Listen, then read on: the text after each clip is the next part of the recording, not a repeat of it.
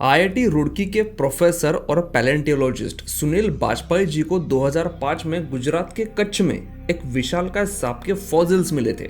ये सांप भारत में 5 करोड़ साल पहले रहा करते थे। बचपन से हम जिस सांप को सबसे बड़ा मानते थे एनाकोंडा, ये उससे भी बड़ा है। एनाकोंडा के साथ आपने टिटैनोबोआ का भी नाम सुना होगा। अभी तक पूरी दुनिया यही मानती थी कि टिटैनोबोआ ही दुनिया का सबसे बड़ा सांप है, लेकिन भारत में हुई इस नई खोज से ये कहानियां बदलने वाली है और भारतीय पुराणों में बताई गई कोई भी बात काल्पनिक नहीं होती है। ये बात भी साबित होने वाली है। खोजकर्ताओं ने इस विशालकाय सांप की प्रजाति को नाम दिया है वासुकी इंडिकस। लेकिन वासुकी इंडिकस ही क्यों? वासुकी इस नाग का उल्लेख भारतीय पुराणों में मिलता है। पुराणों में इसे सबसे बड़े और सबसे पवित्र सांप का दर्जा दिया गया है। भगवान शिव के गले में जो नाग होता है वो भी वासुकी प्रजाति का ही होता है, जिसे नागों का राजा कहते हैं।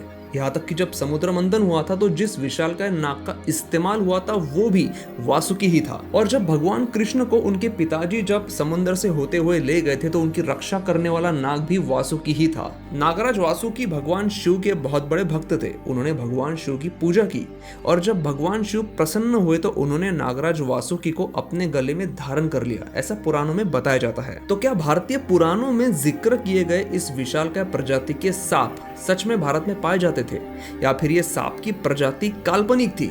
जानते हैं इस एपिसोड में। 2005 में गुजरात के कच्छ में मौजूद पनंधरो लिग्नाइट खदान में खुदाई शुरू थी। उस वक्त यहाँ करीब 27 फॉसिल्स के बड़े बड़े टुकड़े मिले जो किसी क्रोकोडाइल के हो गए ऐसा अंदाजा लगाया गया। अगले 17 सालों तक खोजकर्ता इसी गलत फहमी में थे कि ये किसी क्रोकोडाइल के ही अवशेष होंगे। किसी ने एक पल के लिए भी नहीं सोचा कि ये किसी सांप के अवशेष भी हो सकते हैं। कोई ये इमेजिन भी नहीं कर सकता था कि इतना बड़ा भी कोई सांप हो सकता है, और वो भी भारत में। वो जो फॉसिल्स थे वो आकार में इतने बड़े थे कि पैलेंटियोलॉजिस्ट ये बात हजम ही नहीं कर पा रहे थे कि टाइटैनोबोआ से भी बड़ा सांप यहाँ भारत में मौजूद था। इसीलिए 17 सालों तक किसी ने भी इस फॉसिल्स के बारे में ज्यादा नहीं सोचा। लेकिन अभी कुछ महीनों पहले ही पैलेंटियोलॉजिस्ट सुनील बाजपेयी जी और उनके साथी देवजीत दत्ता ने इस फॉसिल्स का फिर से अध्ययन शुरू किया और 6 महीनों के कड़े रिसर्च के बाद उन्होंने कंफर्म किया कि ये फॉसिल्स किसी क्रोकोडाइल के नहीं है बल्कि दुनिया के सबसे बड़े सांप के हैं। उन्होंने सांप की इस प्रजाति को नाम दिया वासुकी इंडिकस, क्योंकि इसका आकार और वर्णन पुराणों में बताए गए वासुकी नाग से मेल खाता है। और जबकि ये प्रजाति सिर्फ भारत में ही मौजूद थी तो इसे वासुकी इंडिकस ये नाम दिया गया। लेकिन सांप की ये प्रजाति इतनी विशालकाय बनी कैसे? कैसे एक सांप की प्रजाति आज से करोड़ों साल पहले इतनी बड़ी थी कि उनको खाने वाला कोई नहीं था, बस वो ही सब जानवरों की शिकार करते थे। उनका आकार बढ़ने के पीछे का सबसे बड़ा रीजन था उस वक्त का पृथ्वी का तापमान। सांप गर्म जगह पर रहना पसंद करते हैं, उनके शरीर को गर्मी चाहिए होती है और उस वक्त का पृथ्वी का तापमान काफी गर्म हुआ करता था। बस यही सिंपल रीजन है कि उस वक्त वासुकी इंडिकस फेवरेबल कंडीशन की वजह से इतने विशालकाय बन गए थे कि जमीन पर बस उनका ही राज चलता था। इससे पहले आपने कई सारे वीडियोस में टाइटैनोबोआ का नाम सुना होगा। टाइटैनोबोआ इतना बड़ा सांप था कि वो डायनासोर को भी जकड़कर मार सकता था। लेकिन भारत में मिली विशालकाय सांप की प्रजाति इस टाइटैनोबोआ से भी बड़ी होती थी। इसकी लंबाई 36 से 50 फीट तक होती थी और वजन होता था 1 टन से भी ज्यादा। और जितना रिसर्च इसके फॉसिल्स पर किया गया है उससे एक अंदाजा लगाया गया कि इसका अटैक करने का तरीका एनाकोंडा जैसा ही रहा होगा। क्योंकि आकार से इतना बड़ा था तो छोटे सांप जैसा ये स्फूर्तिला नहीं होगा, बल्कि एक ही जगह पर लंबे समय तक ये घात लगाकर बैठता होगा और जैसे ही शिकार पास में आए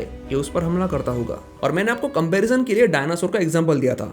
लेकिन ये बात भी ध्यान जरूर रखिए कि डायनासोर विलुप्त हुए थे लगभग 70 मिलियन साल पहले और वासुकी इंडिकस का ये जो फॉसिल्स मिला है ये लगभग 47 मिलियन साल पुराना है। तो इसका मतलब कभी किसी भी वासुकी इंडिकस का सामना किसी डायनासोर से नहीं हुआ होगा। लेकिन क्या पता डायनासोर के समय भी ये पृथ्वी पर रहे होंगे, लेकिन अभी हमें उस समय के फॉसिल्स नहीं मिले हैं, इसलिए हम ऐसा कोई भी दावा नहीं कर सकते। लेकिन एक आखिरी सवाल कि अगर ऐसा ही था, सारी ही कंडीशन इनके फेवर में थी, तो वासुकी इंडिकस प्रजाति विलुप्त कैसे हुई? देखिए, जिस वक्त ये वासुकी इंडिकस यहाँ भारत की जमीन पर रहा करते थे उस वक्त कॉन्टिनेंट की रचना बिल्कुल अलग थी और ऐसा माना गया है कि जब अलग अलग कॉन्टिनेंट्स आपस में टकराए तो वातावरण में काफी बदलाव हुए। इसी क्लाइमेट चेंज की वजह से फूड चेन डिस्टर्ब हुई, जिसकी वजह से वासुकी इंडिकस प्रजाति विलुप्त हो गई थी। तो एक बार फिर से ये बात साबित हो गई है कि पुराणों में बताई गई बातें, उनमें वर्णन किए गए जीव काल्पनिक नहीं होते हैं, उनका सच्चाई से कुछ ना कुछ संबंध जरूर होता है। बस ये चीजें सामने आने के लिए थोड़ा समय लगता है और सिर्फ तब तक ही कुछ लोग इन चीजों को काल्पनिक कहते रहते हैं। ठीक है, लोगों को जो कहना है वो कहते रहेंगे, लेकिन अगर आपको ये खोज अच्छी लगी हो, ये वीडियो अच्छा लगा हो, तो प्लीज इसे लाइक जरूर करिए।